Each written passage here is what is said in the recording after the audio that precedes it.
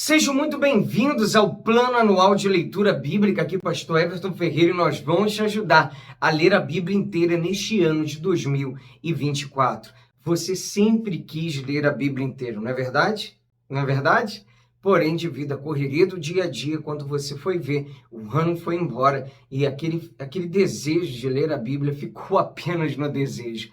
Você sempre lê de forma esporádica textos, capítulos, talvez até livros, mas a leitura inteira sempre você vai adiando. Vamos acabar com isso? Ainda dá tempo. Você que está chegando novo, seja muito bem-vindo. Segue daqui para frente. As leituras que já passaram, nós temos uma playlist aqui no canal, Leitura Anual Bíblica, você vai atualizando aos poucos. Nós vamos segurar nas suas mãos e vamos te ajudar nessa linda maratona de leitura bíblica. Nós temos um plano, estamos usando esta ferramenta, que é a Bíblia 365 de noite da SBB.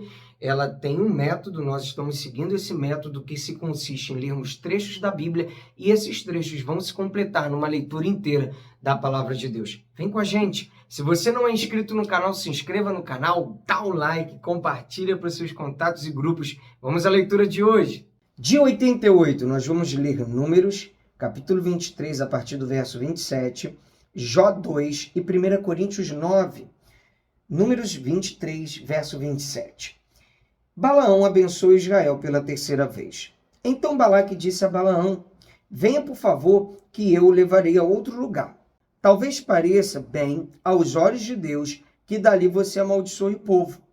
Assim Balaque levou Balaão consigo ao alto do monte Peor, de onde se avista o deserto. Balaão disse a Balaque: construa neste lugar 7 altares e prepare 7 novilhos e 7 carneiros para mim. Balaque fez como Balaão havia ordenado e ofereceu sobre cada altar um novilho e um carneiro. Quando Balaão viu que era do agrado do Senhor que ele abençoasse Israel, não foi esta vez, como antes, ao encontro de agouros, mas voltou o rosto para o deserto. Balaão levantou os olhos e viu Israel acampado segundo as suas tribos. E o Espírito de Deus veio sobre Balaão, e ele proferiu a sua palavra, dizendo: palavra de Balaão, filho de Beor, palavra do homem de olhos abertos, palavra daquele que ouve os ditos de Deus, daquele que tem a visão do Todo-Poderoso, e prostra-se, porém, de olhos abertos. Como são boas as suas tendas, ó Jacó! Como são boas as suas moradas, ó Israel! São como vales que se estendem, como jardim à beira dos rios, como árvore de sândalo que o Senhor plantou, como cedro junto às águas. Águas manaram de seus baldes, e as suas sementeiras terão águas abundantes.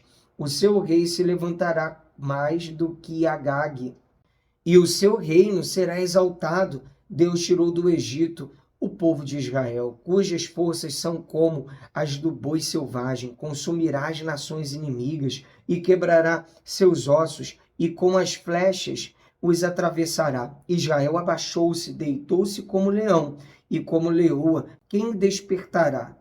Benditos os que abençoarem você, e malditos os que amaldiçoarem você.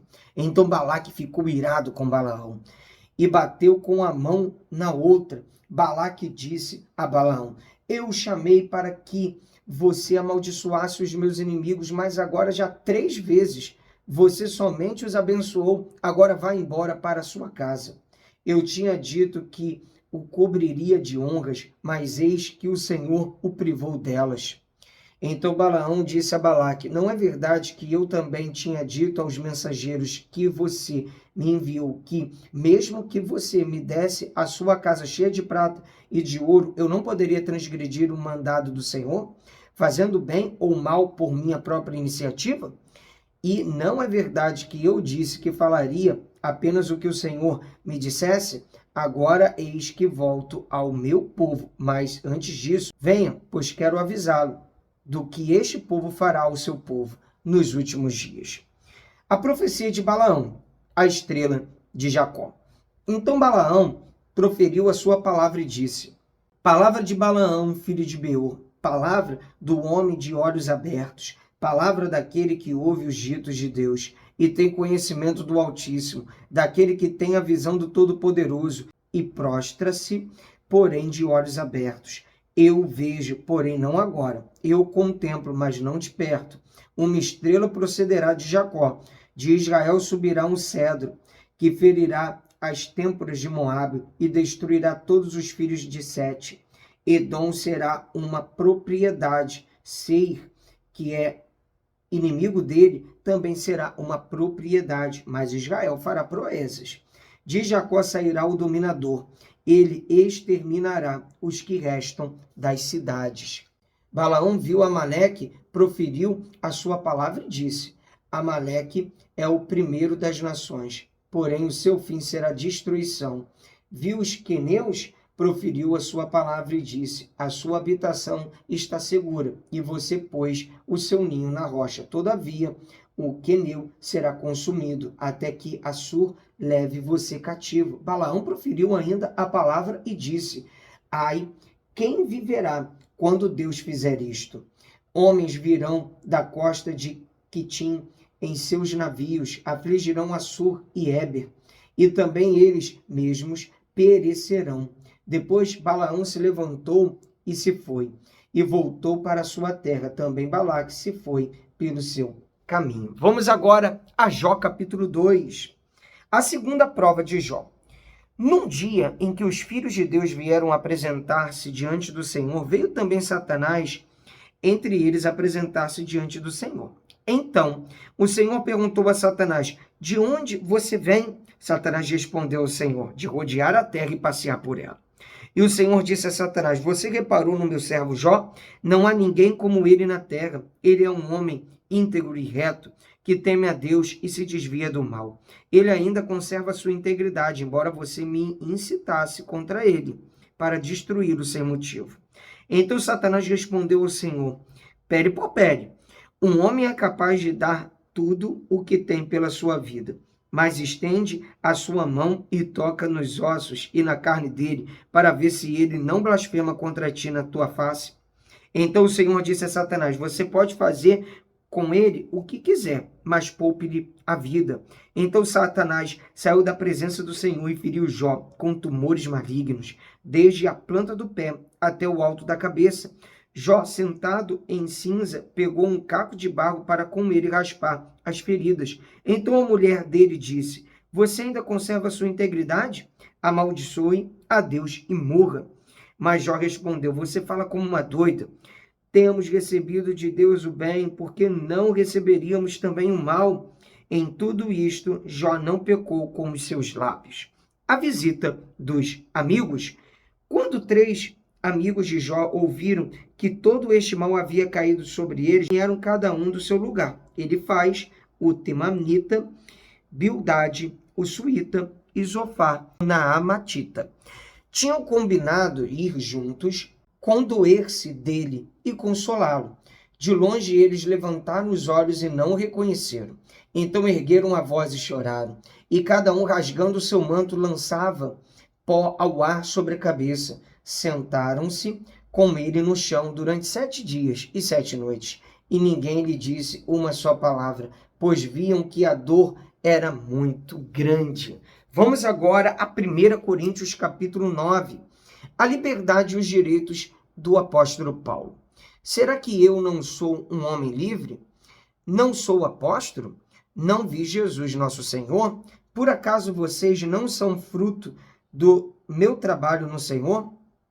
Se não sou apóstolo para outros, certamente o sou para vocês, porque vocês são o selo do meu apostolado no Senhor. A minha defesa diante dos que me questionam é esta: será que nós não temos o direito de comer e beber?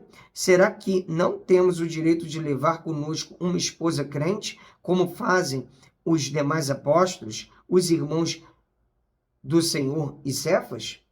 Ou será que somente eu e Barnabé temos de trabalhar para viver? Quem é que vai à guerra às suas próprias custas? Quem planta uma vinha e não come do seu fruto?